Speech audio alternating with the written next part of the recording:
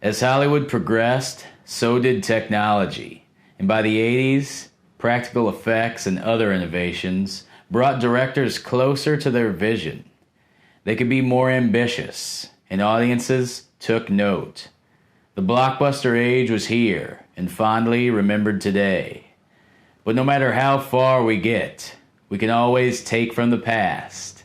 And that's exactly what Ridley Scott did for 1982's Blade Runner. To all you out-of-work soda jerks without a penny to pinch, to the detectives with all the answers, to the dastardly dames who play men like baby dolls, and the trusted ones too pure for this world, and all you double-crossing, backstabbing, ruthless, baby-faced amateurs, this one's for you. So suit up, turn out the lights, put the match to your smokes, and sit back for the darker side of things. Cine Shadow Moonlights, Noirvember. The film takes place in LA, circa November 2019.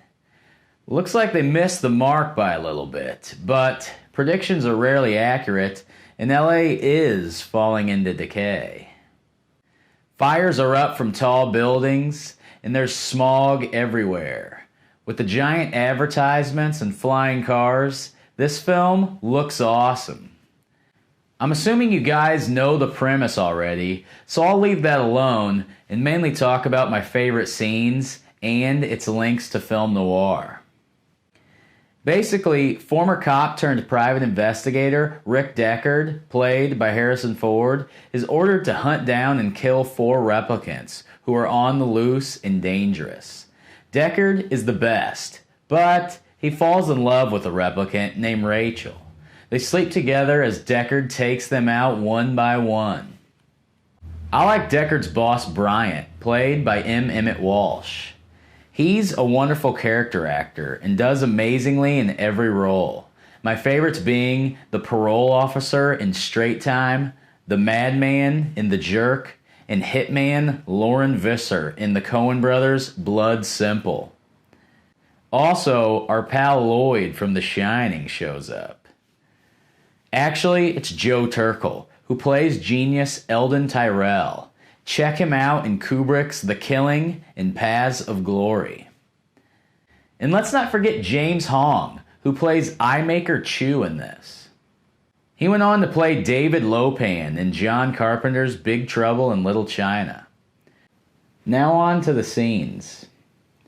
When Leon is taking the Voight Comp test at the beginning, the guy asks him about his mother. Let me tell you about my mother.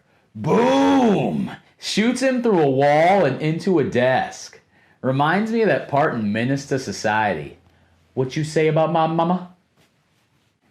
The setting for Sebastian's apartment is the Bradbury Building, and it looks more sinister than ever. I love the ornate ironwork, open stairs, and old elevator. J.F. Sebastian's creepy midget robot dolls are freaky too.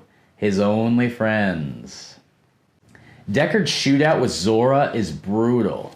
She gets gunned down in slow-mo, wearing nothing but a clear raincoat and undies, the blood being accentuated as it splatters. And when Pris is shot down after flipping through the air, she slams the ground and flops like a fish. Damn! In the ending sequence, when Ray faces off with Deckard, you know, like tears in the rain, blah, blah, blah. Good stuff, though. Now, to how it relates to film noir. First of all, the cinematography. I mean, am I right? Come on. It's clear throughout the film. It's always dark, always raining, always smoggy, always dirty. There's probably poop in the streets. A great example is when Bryant shows Deckard the film of Leon. The only light coming from the projector, this accentuates the dark and the smoke from the cigarettes, just like in Citizen Kane. And because it's so dark, there are constant police lights coming through the blinds, setting the perfect tone for the movie. The most light in the movie comes from the candlelight at the nightclub. Then we have the fatalism. The replicants have no way around this. They are screwed. 4 years at the most. Tyrell does them even worse by giving them feelings and memories. And not only that, terrible memories. Like Rachel when as a child plays the game with her brother, show me yours and I'll show you mine. He exposes himself to her and she chickens out. Or when the 100 spiders hatch and eat their mother alive. Damn! And Sebastian has a similar problem to the replicants, with his glands growing way too quickly, causing him to age way too fast. He is stuck on Earth in a police state with the rest of the freaks. This fatalism all culminates in the end with Rutger Hauer's monologue before he finally fails out. Finally, the score by Vangelis is a nice throwback, but now it's updated. Now it's like a nice electronic dreamy jazz. So yeah, this is probably the most popular film in the marathon, and I just wanted to bring it up to talk about some of the noir elements, since most only look at it as a sci-fi film. So if you've seen it before or are watching it for the first time, hopefully this gives you some new insight into the movie. And hot damn, does this thing look good in 4K.